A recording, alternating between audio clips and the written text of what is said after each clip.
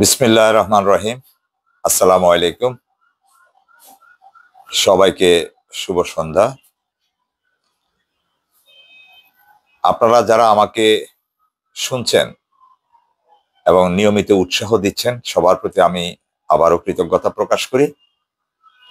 এই মুহূর্তে আমি একটি বিশেষ সংবাদ নিয়ে আমি অল্প একটু আলোচনা অথবা নিজস্ব একটা পর্যালোচনা মতামত প্রকাশ করতে চাই। তা হলো, আজকে একটি উল্লেখযোগ্য সংবাদ কিছু মিডিয়াতে এসেছে, কিছু মিডিয়াতে আসেনি, তবে অনেকগুলো মিডিয়াতে এসেছে। খুবই খুবই গুরুত্বপূর্ণ এবং খুবই সিগনিফিক্যান্ট। দর্শক শ্রোতা, আমি আবারও বলি, খুবই গুরুত্বপূর্ণ বিষয়টি এই মুহূর্তের জন্য। সেটা হলো, আমাদের অন্তর্বর্তীকালীন সরকারের প্রধান উপদেষ্টা, বিশ্ববরণ্য ব্যক্তিত্ব প্রফেসর মোহাম্মদ ইউনূসকে টেলিফোন করেছেন মার্কিন যুক্তরাষ্ট্রের নিরাপত্তা উপদেষ্টা জ্যাক সুলেভান। মার্কিন যুক্তরাষ্ট্রের নিরাপত্তা উপদেষ্টা জ্যাক সুলেভান। আমি কেন কথাটি রিপিট করলাম? কারণ আমরা অনেকেই এই জ্যাক সুলেভানের প্রতি নামের সাথে আমরা পরিচিত। তিনি এই এশিয়া মহাদেশের দক্ষিণাঞ্চলের ভূরাজনীতি পর্যবেক্ষণ করেন।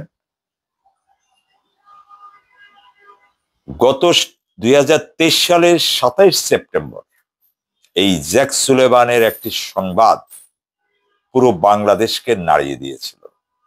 সে সংবাদটি ছিল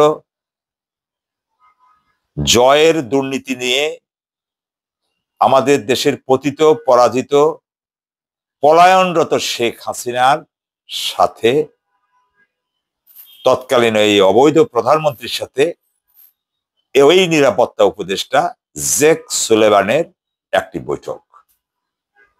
এটি প্রথম প্রকাশ্যে এনেছিল ভারতের একটি সংবাদপত্র, নর্থ ইস্ট নিউজ।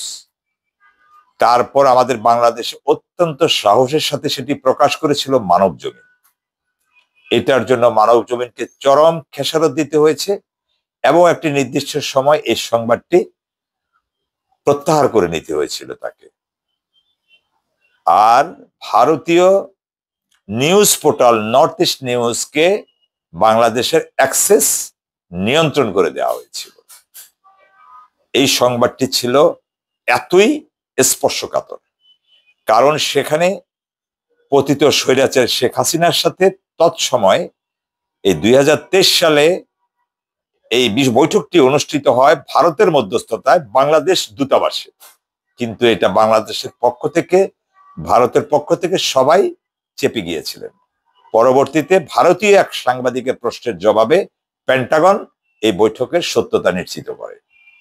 কিন্তু এটাকে বাংলাদেশ উড়িয়ে দিয়েছিল, যেহেতু সেখানে অনেক স্পর্শকাতর বিষয়, অনেক জিনিস, জয়ের অর্থ পাচার, জয়ের গ্রেপ্তার, জয়ের বিরুদ্ধে তদন্ত, শেখ হাসিনার পদত্যাগ, বাংলাদেশের তত্ত্বাবধায়ক সরকার, পুনর্নির্বাচন, নির্বাচনী প্রক্রিয়া, সব বিষয় নিয়ে, অনেকগুলো বিষয় নিয়ে সেখানে আলোচিত হচ্ছিল।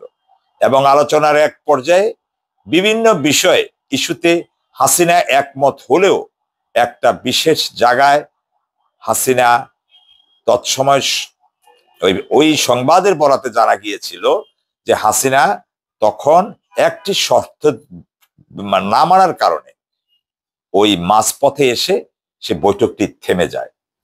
সেটা হলো যে হাসিনা বলেছিল জয়ের তদন্ত কার্যক্রম এবং অর্থ পাচারের, অর্থ কেলেঙ্কারির বিষয়টি যদি মার্কিন যুক্তরাষ্ট্র এড়িয়ে যায়, তাহলে বাংলাদেশে এসে তিনি পদত্যাগ করতে রাজি আছেন। কিন্তু আশ্চর্যের বিষয়, মার্কিন যুক্তরাষ্ট্র স্পষ্টত বলে দিয়েছেন মার্কিন যুক্তরাষ্ট্র এই ধরনের কোনো কর্মকাণ্ড করতে অভ্যস্ত নয়, তাদের প্র্যাকটিস নেই। সুতরাং তারা চেষ্টা করেছে, তারা বলেছে না, মার্কিন যুক্তরাষ্ট্রের আইন মার্কিন যুক্তরাষ্ট্রের আলোকেই চলবে, এই ক্ষেত্রে তাদের কিছু করার নেই। তখনই আমাদের তৎকালীন সেই স্বৈর শাসক শেখ হাসিনা সভাটি ভণ্ডুল করে দেন এবং সভাটি ভেস্তে যায়। এই জন্য আল্লাহ, প্রিয় দর্শক, সে জ্যাক সুলেমান আজকে আমাদের প্রফেসর ইউনূস সাহেবকে ফোন করে বলেছেন, যেটা মার্কিন যুক্তরাষ্ট্রের স্থানীয় সময় আজকে প্রকাশিত হয়েছে তাদের ওয়েবসাইটে, যে তিনি ফোন করেছেন এবং মাননীয় প্রধান উপদেষ্টার প্রেস সচিব তিনি বৈঠকটির তিনি এই ফোনালাপের বিষয়টি স্বীকার করেছেন, নিশ্চিত করেছেন।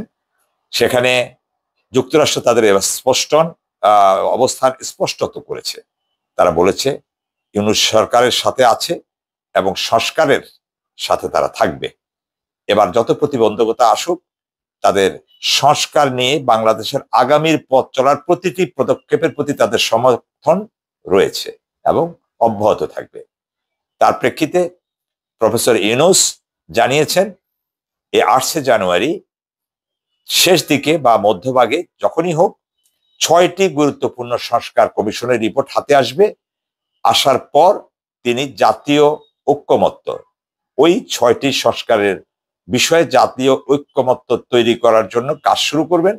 রাজনৈতিক দলগুলোর সাথে, জনগণের সাথে ঐক্যমত্য তৈরি করবেন এবং ওই ঐক্যমত্যের ভিত্তিতেই নির্বাচনের দিকে এগিয়ে যাবেন, অথবা নির্বাচনী প্রক্রিয়া আনুষ্ঠানিক যাত্রা শুরু হবে।